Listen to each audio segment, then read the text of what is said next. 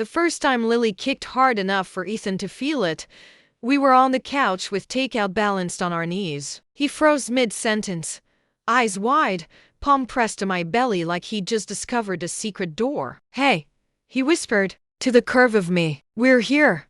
We were. Not a row-marked family, not a sign with white ribbon, just a small living room, a sagging lamp, and the kind of joy that didn't ask permission. I didn't tell Diane when the second trimester came and went. I didn't send ultrasounds. I didn't float hints into the group chat. The silence wasn't punishment. It was protection. At 20 weeks, we hosted a backyard barbecue. Ethan's parents brought folding chairs and a lemon cake his mom insisted on calling light while pressing second slices into hands. Aunt Marian arrived with a quilt she'd started the week after my wedding, soft green stitch with tiny vines. "For the vineyard you chose," she said, "not the beach you didn't." We didn't do a big reveal. Just cut into a plain white cake and let pink spill out. There was cheering, laughter, Ethan lifting me clear off the grass. I scanned the faces around us. No gaps. Late one Tuesday afternoon, my phone rang with Diane's name. I let it go to voicemail. She called again and again. Finally, a text. "Are you pregnant?" I stared at it longer than I expected to. A cousin must have posted something. Or Aunt Marian had told someone who told someone. Information in families like mine traveled in currents, never direct, always tidal. I typed yes. The call came. Instantly. "How could you not tell me?" Diane demanded, skipping hello. "I'm going to be a grandmother." I looked out the window at the small maple in our yard, leaves just beginning to turn. "You chose Hawaii over my wedding," I said evenly. "You taught me about priorities. That was different." "It wasn't." Silence. Then the shift, her voice softening into something almost fragile. "Maya, don't punish me like this." "I'm not," I said. "I'm choosing calm." She exhaled sharply. "When can I come?" The old reflex twitched inside me, the urge to accommodate, to smooth, to earn. I pressed my hand to my stomach instead. "We'll let you know," I said, and ended the call before she could reshape.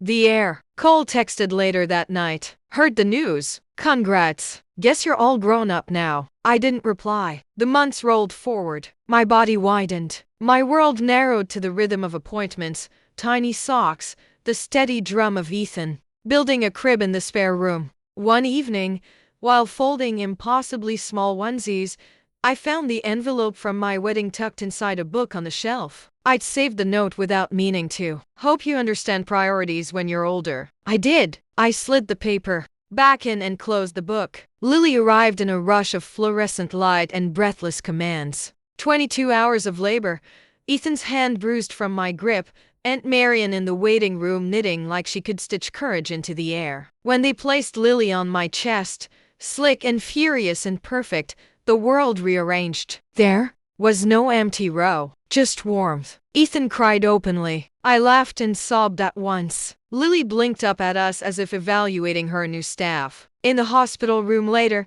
my phone buzzed. Aunt Marian had posted a single photo, Lily's wrinkled hand wrapped around my finger. "Welcome to the family that shows up." Diane called within the hour. "I'm driving up," she announced. "I'll be there tonight." "No," I said. A pause. "Excuse me." "We're not having visitors yet. I'm her grandmother." "And I'm her mother."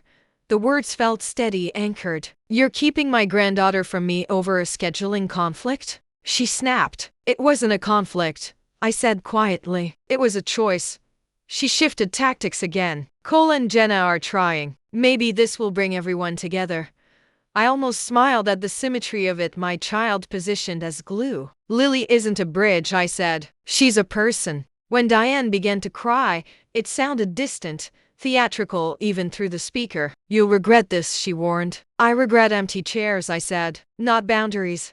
I hung up. Ethan looked at me from the hospital chair, question in his eyes. "I'm okay," I told him, and I was. 2 weeks later, a package arrived. Inside, a silver baby bracelet engraved with Lily's name and a card in Diane's handwriting. "For my granddaughter. I'll always be here." I traced the letters. Always had been conditional in that house. I placed a bracelet in a drawer, not discarded, not displayed. Waiting. On Lily's first Christmas, we returned to the vineyard. Not for a ceremony, just a cabin rental on the property, snow clinging to the dormant vines. We brought Ethan's parents, Aunt Marian, a few friends, who'd become constants. Inside the small hall where we'd once danced around a conspicuous absence, we set up a long wooden table. No signs, no assigned rows. Lily, bundled in red knit, slept in a bassinet near the fireplace. At dinner, Ethan's father lifted his